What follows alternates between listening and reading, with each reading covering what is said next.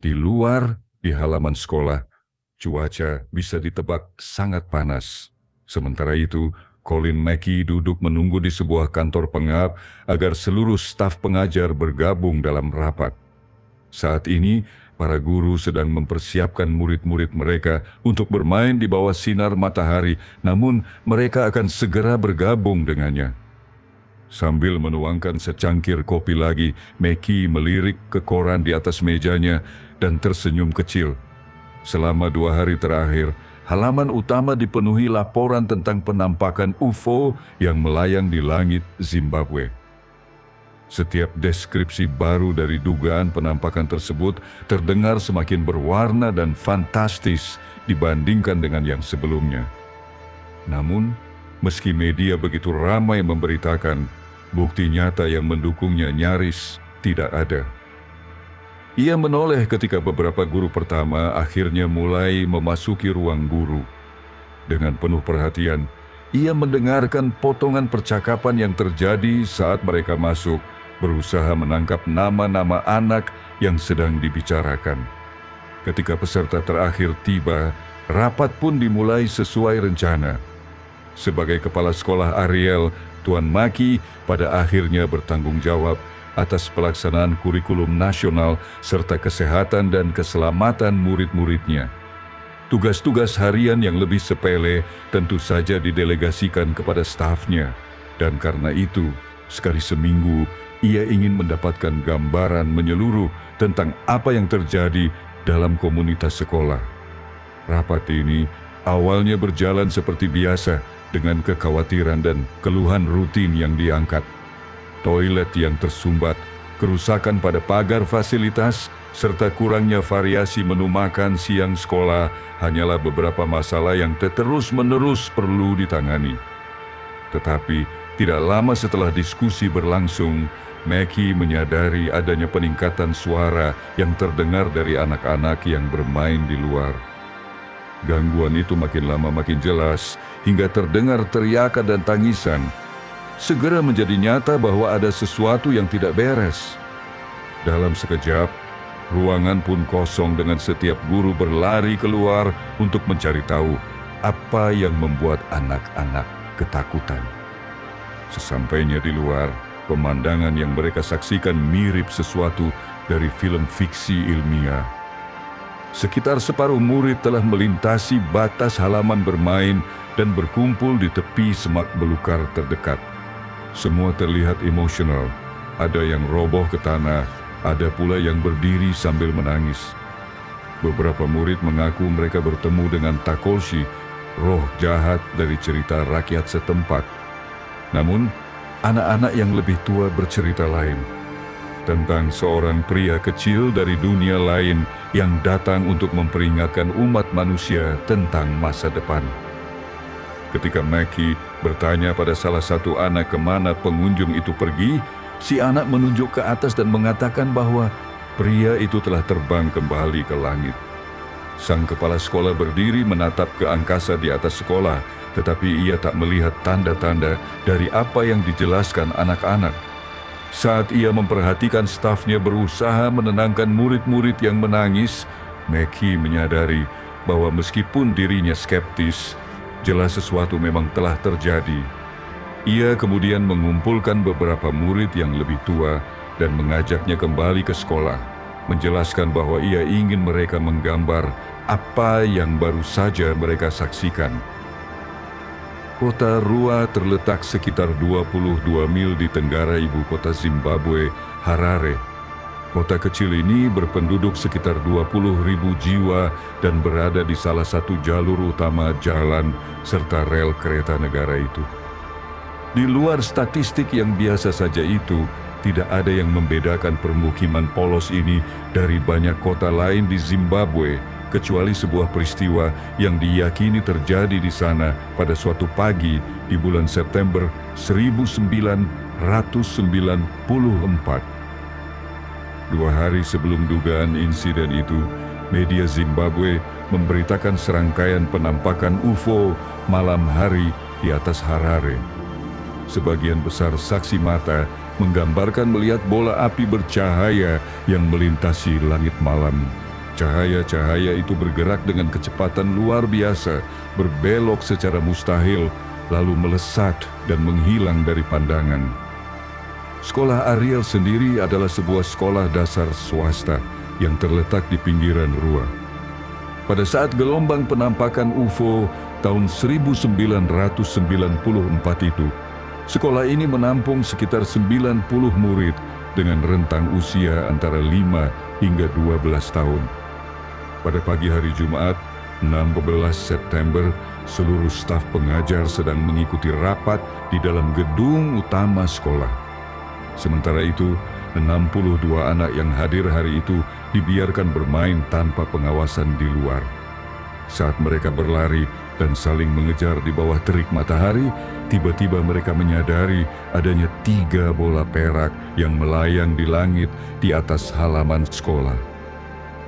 Tak lama kemudian, sebagian besar anak-anak berhenti bermain untuk memperhatikan benda-benda itu yang sesekali menghilang dengan kilatan cahaya merah, lalu muncul kembali beberapa meter dari posisi sebelumnya. Setiap kali benda-benda itu menghilang dan muncul lagi, mereka perlahan turun semakin dekat ke tanah, membuat beberapa anak kecil merasa cemas. Seolah menyadari kegelisahan para pengamat, 2 benda naik kembali ke posisi semula, sementara yang ketiga terus bergerak menuruni jalurnya. Bola perak itu mengikuti deretan tiang listrik yang sejajar dengan pagar sekolah sebelum akhirnya turun ke sekelompok pohon gum sekitar 90 meter dari halaman bermain. Area itu terlarang bagi anak-anak karena dihuni oleh ular dan laba-laba beracun. Namun, sekelompok murid segera memberanikan diri untuk menyelidiki benda misterius tersebut. Ketika mereka mendekat hingga hanya beberapa meter dari semak-semak, tiba-tiba sosok muncul dari bagian atas benda melayang itu. Anak-anak terkejut karena tak ada pintu atau celah yang terlihat terbuka, seakan-akan sosok itu begitu saja melayang keluar dari dalamnya. Makhluk itu hanya setinggi sekitar 1 hingga 1,5 meter, mengenakan pakaian ketat berkilau. Deskripsi yang muncul kemudian bervariasi, tetapi sebagian besar sepakat bahwa ia bertubuh kurus dengan tangan dan kaki panjang, serta mata besar berwarna hitam berbentuk lonjong seperti bola rugby. Beberapa saksi mengatakan ia berleher tipis, sementara yang lain mengaku melihat rambut hitam panjang sampai bahu atau mungkin sebuah tudung. Sosok itu melayang turun di sisi bola perak, lalu mendarat di tanah dan berjalan seakan sedang memeriksa kondisi sekitar. Saat itu juga, sosok kedua muncul dari atas benda, membuat anak-anak yang lebih kecil panik dan lari sambil berteriak ke arah gedung sekolah untuk mencari pertolongan. Sementara itu, sosok pertama mendekati anak-anak yang masih bertahan. Dengan tatapan kosong tanpa emosi, ia menatap mereka. Seketika itu, anak-anak diliputi perasaan putus asa dan ketidakberdayaan.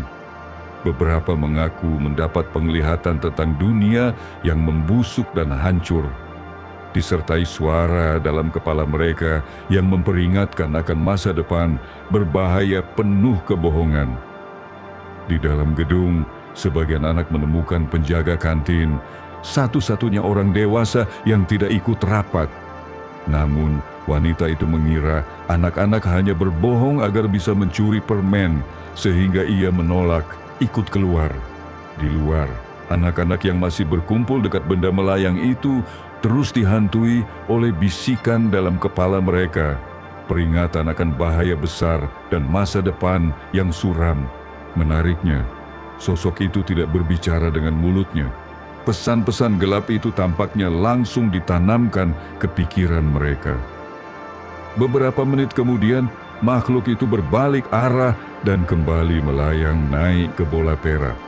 Benda itu lalu melesat ke langit dengan kecepatan tinggi, menghilang dalam kilatan merah terakhir.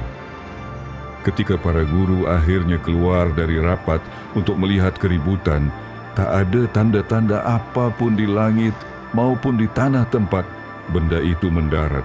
Menyadari bahwa sesuatu penting telah terjadi, Colin Mackey segera meminta anak-anak yang terlibat untuk menggambar apa yang mereka lihat.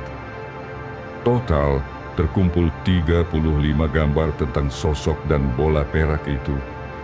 Ketika penyelidik dan jurnalis datang keesokan harinya, Mackey menunjukkan semua gambar tersebut sebagai bukti bahwa anak-anak tidak berbohong. Seiring berlalunya dekade, semakin sulit menemukan anak-anak saksi peristiwa itu. Mayoritas sudah lama meninggalkan Zimbabwe untuk tinggal di luar negeri, sebagian lain meninggal akibat konflik sipil. Namun, beberapa yang berhasil dilacak tetap berpegang pada kisah mereka, bahkan semakin khawatir bahwa peringatan yang disampaikan makhluk itu terus diabaikan. Dalam hari-hari setelah kejadian, beberapa pakar UFO terkenal mengunjungi Ariel School untuk menyelidiki. Meski inspeksi lokasi mendarat dan penggunaan alat penghitung radiasi tak menemukan bukti fisik, wawancara dengan 12 saksi anak-anak berhasil meyakinkan para penyelidik bahwa kejadian itu benar adanya. Fakta bahwa mereka berasal dari usia, etnis, dan latar belakang sosial yang berbeda, tetapi memberikan kesaksian hampir identik, dianggap sebagai tanda kuat bahwa kisah itu tidak mungkin dibuat-buat. Gambaran awal dari para guru, serta gambar-gambar yang diawasi langsung oleh Mackey, makin memperkuat validitas kesaksian anak-anak. Banyak dari murid itu bahkan tidak memahami konsep UFO atau makhluk luar angkasa. Mereka mengira sosok yang mereka gambarkan hanyalah makhluk spiritual atau iblis. Beberapa hari kemudian, laporan muncul di media bahwa saksi dari sekolah tetangga, Pierhouse School, juga melihat benda tersebut, semakin memperkuat kredibilitas peristiwa ini. Selama bertahun-tahun, kesaksian para korban penculikan alien lain di berbagai belahan dunia menunjukkan kesamaan dengan kejadian di sekolah Ariel, terutama tentang komunikasi telepati dan peringatan mengenai masa depan manusia. Ada pula sejumlah kasus lain di mana UFO terlihat mengunjungi fasilitas pendidikan, salah satunya peristiwa terkenal di Melbourne, Australia, pada 6 April 1966. Sekitar pukul 11 pagi hari itu, murid-murid Westall High School melaporkan kepada guru bahwa ada benda aneh melayang di atas halaman sekolah. Laporan itu segera menyebar dan sekitar 300 orang termasuk murid dan guru menjadi saksi mata. Mayoritas menggambarkan benda itu berbentuk oval sebesar 2 mobil yang diparkir berdampingan, berwarna abu-abu dengan semburat ungu di sekitarnya. Sama seperti kasus Ariel, benda itu perlahan turun hingga tertutup pepohonan. Tiba-tiba 5 pesawat militer muncul dan berputar-putar di atas sekolah. Benda tak dikenal itu segera naik kembali, terlibat semacam kejar-kejaran singkat, lalu melesat pergi dengan kecepatan tinggi. Dalam hari-hari berikutnya, kepala sekolah melarang murid untuk membicarakan kejadian itu dengan orang luar. Sementara beberapa pejabat militer berusaha meyakinkan saksi bahwa mereka salah melihat. Ada pula laporan tentang pria berpakaian serba hitam yang memeriksa area pepohonan tempat benda itu turun. Lalu, apa yang harus kita simpulkan dari semua peristiwa ini? Apakah benar-benar kunjungan makhluk luar angkasa yang ingin membimbing manusia agar tidak menghancurkan diri sendiri?